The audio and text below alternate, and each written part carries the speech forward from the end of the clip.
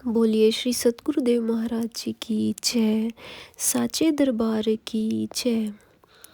तो इस अनुभव के पिछले भाग में आप सबने सुना कि कैसे एक भैया आश्रम के अंदर आए और जब वे साधना में बैठे तो उन्हें 1 घंटे की साधना का पता भी नहीं लगा कि कब 1 घंटे की साधना हो गई। तो इस विषय पर उन्होंने स्वामी भैया से चर्चा की और स्वामी भैया ने अनेक उदाहरणों के द्वारा उन्हें समझाया कि क्या कारण होता है कि हमारे ध्यान बहुत सहज तरीके से लग जाता है। घर के ध्यान में और आश्रम के ध्यान में क्या फ़र्क होता है और किस प्रकार वाणी का भी प्रभाव और वातावरण का प्रभाव हमारे शरीर और हमारे कद और काठी पर पड़ता है। इंसान जैसे वातावरण में बैठता है उसका स्वभाव वैसा ही बनता चलता जाता है। तो आगे हम आज इसको सुनते हैं। संगत में से किसी ने स्वामी भैया से प्रश्न किया और क्या पूछते हैं तो चलिए सुनते हैं। वे पूछते हैं कि अरे स्वामी जी, भला श्रवण का दोष नहीं था तो और किसका दोष था? यह तो श्रवण के पिता का ही मोह रहा होगा जो ऐसे दुष्कर्म करने पर भी क्षमा कर दिया। स्वामी जी, यही श्रवण ने भी कहा था, पर उसके पिता ने उसे समझाया कि बेटा, जिस स्थान से अभी हम गुजरे वहाँ कभी एक दानव रहा करता था। उसने इसी स्थान पर अपने माता पिता को बंदी बनाकर उन पर घोर अत्याचार किए थे, फिर उन्हें मृत्यु के घाट भी उतार दिया था। अंततः यह उस क्षेत्र में रचे बसे कुसंस्कार थे जिसके कारण तुम्हारा मन भी भ्रमित हो गया और तुम यह दुष्कर्म कर बैठे। इसलिए तुम स्वयं को दोषी मत समझो, दोषी तो यह क्षेत्र है। संगत स्वामी जी, क्या सच में वातावरण इस कदर पर हम पर हावी हो सकता है? क्या यह एक सच्ची घटना है? स्वामी जी आगे बताते हैं उन्हें कि यह महत्वपूर्ण नहीं है कि घटना सच्ची है या फिर झूठी है।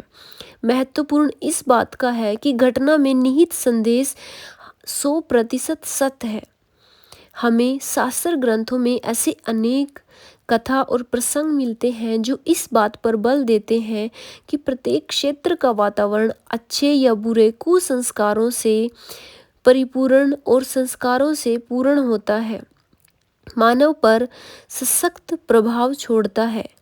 कहा जाता है कि जब कौरव पांडवों के बीच युद्ध होना तय हो गया तो भगवान श्री कृष्ण ने एक विशेष दूत को एक विशेष कार्य सौंपा।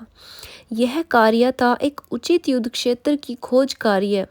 विशेष इसलिए था कि युद्ध स्थल की तलाश केवल बाहरी आवश्यकताओं को ध्यान में रखकर नहीं करनी थी, बल्कि एक ऐसा युद्ध स्थल खोजना था जो मानव के मन को भी युद्ध के अनुकूल बना सके। एक ऐसा वातावरण जहाँ ना भावनाएं हो और ना ही संवेदनाएं, क्योंकि श्री कृष्ण को ज्ञात था कि अर्जुन को यदि भाव प्रधान वातावरण मिला तो वह युद्ध से पलायन कर बैठेगा। संगत में से किसी ने पूछा, स्वामी जी, क्या इन प्रसंगों पर आज का आधुनिक समाज विश्वास करेगा? अवश्य, स्वामी जी ने बताया कि अवश्य करेगा, क्योंकि अब तो इस तथ्य पर विज्ञान ने भी मुहर लगा दी है। वैज्ञानिकों ने एक सर्वे किया और पाया कि किसी क्षेत्र के अधिकाधिक निवासी क्रूर हैं तो किसी के धूर्त और किसी के सहज और सरल, जैसे कि लोचनी स्थान का एक क्षेत्र है जहां पर रहने वाले जरा सी भी बात पर उत्तेजित हो जाते हैं और वे मारपीट और खून खराबा जैसी बातों पर उतर आते हैं।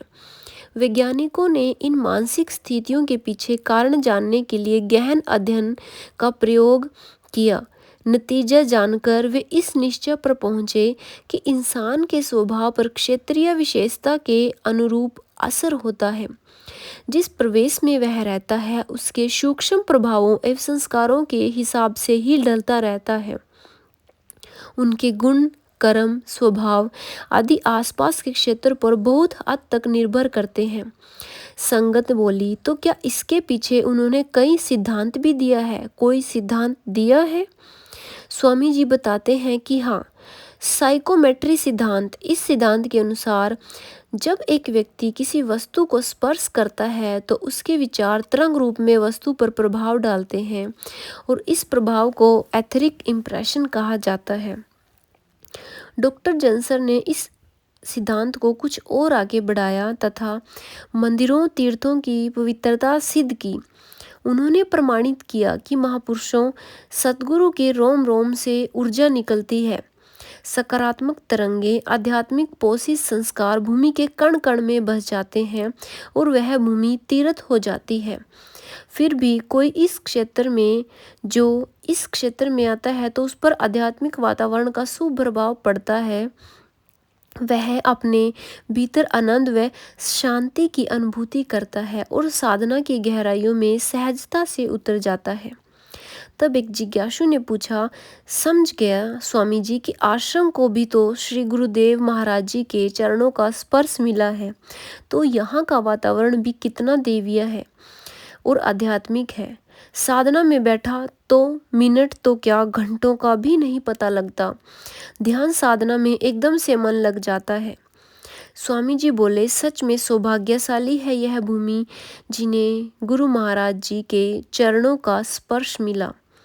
जिज्ञासु बोले, तो स्वामी जी मैं रोज यहीं आकर साधना किया करूँगा। पर स्वामी जी मैं जानता हूँ कि यह इतना आसान नहीं है। हम गृहस्थी शिष्यों पर घर परिवार की बहुत सारी जिम्मेवारियां हैं और अपना ऑफिस या दुकान भी संभालनी है। ऐसे में हर रोज आश्रम आना संभव नहीं हो सकता। इसलिए गुरु महाराज जी ने कभी अपने साधकों को ऐसा किसी नियम में नहीं बांधा। गुरु महाराज जी कहा करते हैं कि हर साधक के पास दो विकल्प होते हैं। पहला कि वह सुसंस्कृत या आध्यात्मिक वातावरण में जाकर साधना करे और दूसरा अपने घर पर ही ऐसा वातावरण निर्मित कर दे। श्री आशुतोष महाराज जी का हमेशा से ही यही लक्ष्य रहा है कि हर साधक दूसरे विकल्प को चुने और उसे पूरा करे, यानी हर घर पर ही तीर्थ स्थान बने। और इसके लिए आवश्यक है हर घर के वातावरण को शुभ बनाना। वह शुभ करने के लिए साधक की ध्यान साधना। घर में टीवी पर नाट्य अश्लील फिल्में गाने आदि ना चलें, बल्कि सुबह शाम सत्संग भजन व वेद मंत्रों की कैसेट चलें। बातचीत करते हुए घर के गृहस्थी हल्की भाषा व कटु वाणी का प्रयोग न करें। गपसप निंदा चुगली में भी समय बर्बाद ना करें। जब भी खाली समय मिले तो साधना करें। घर के लिए सदस्यों के लिए खाना बनाने के लिए जब भी बनाएं तो गुरु महाराज जी के नाम का सुमिरन करें और घर के सदस्य खाने के लिए एकत्र हों तो प्रभु की चर्चा करें, आध्यात्मिक विषयों पर बातचीत करें। इतना ही नहीं हो सके तो सामूहिक साधना की भी कोशिश करें। ऐसा करने से उनके घर में एक आध्यात्मिक वातावरण उत्पन्न हो जाएगा, यानी आपके घर में आध्यात्मिक पुंज बन जाएगा। फिर जो भी इस वातावरण के संपर्क में आएगा उसके भीतर दिव्य विचार शुभ संकल्प जन्म लेंगे और आप शीघ्रता से आध्यात्मिक पथ पर चल पाएंगे। जब हर साधक अपने घर के वातावरण को यूं पवित्र कर लेगा तब सही मायने में उसका साधना का अर्थ होगा। गुरु भक्तों, इस अनुभव से हमें गुरु महाराज जी ने क्या संदेश दिया है?